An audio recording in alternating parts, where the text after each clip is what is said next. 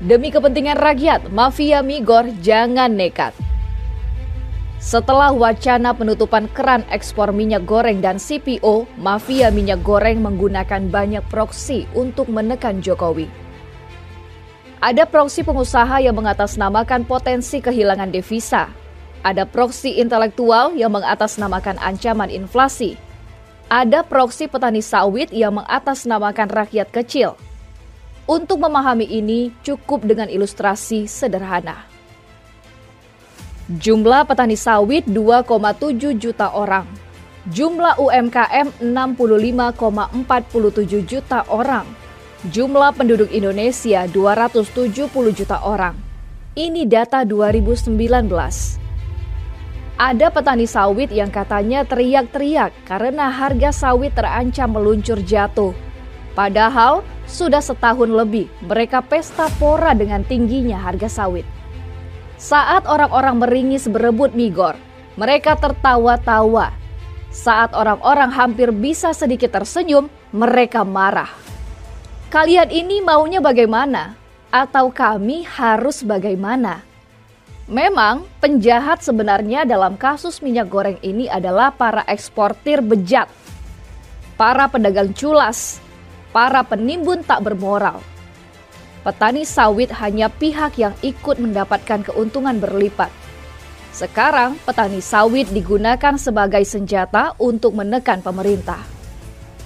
Tapi kalau bicara kebijakan di saat yang sulit, maka kita harus berpegang pada jumlah terbanyak. Tidak mungkin mengorbankan 270 juta orang demi 2,7 juta orang. Tidak mungkin mengorbankan 65,47 juta orang demi 2,7 juta orang. Apalagi jumlah petani sawit terbanyak itu hanya ada di 3 wilayah, Riau, Sumatera Selatan, dan Jambi. Ini angka yang berbicara. Jadi kalau ada yang menjadikan petani sawit sebagai senjata, kalian kalah jumlah. UMKM jauh lebih berhak untuk dibela. Ancaman inflasi harga-harga lebih pantas untuk dikhawatirkan. Kepentingan rakyat banyak jauh lebih utama untuk diperjuangkan. Lagi pula, kebijakan tutup keran ekspor itu hanya sebentar. Sampai harga minyak goreng dalam negeri normal, sampai pasokannya cukup. Ketika kondisi itu bisa dipenuhi oleh para mafia, keran ekspor akan dibuka kembali. Semakin cepat kondisi itu dipenuhi, semakin cepat pula keran ekspor dibuka atau bahkan tidak jadi ditutup. Tapi para mafia itu maunya menang-menangan. Sudah menang banyak, masih pula mau melawan negara. Ini namanya arogan. Tindakan Jokowi sudah benar. Ini bukan soal mengamankan pasokan, tapi berkaitan dengan martabat dan harga diri pemerintah. Mosok presiden didikte segelintiran pengusaha?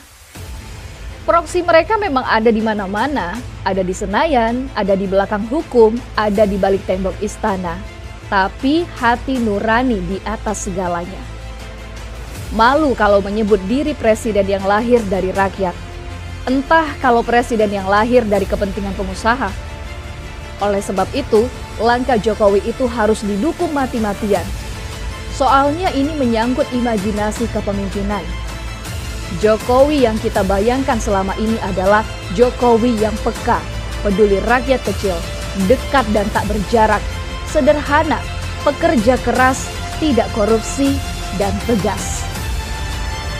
Jika Jokowi yang kita kenal ini kalah, maka yang kalah adalah seluruh bangsa Indonesia. Kita tidak mau itu terjadi. Maka siapapun Anda, entah pendukung atau pembenci Jokowi, mari kita menangkan Indonesia lawan para mafia.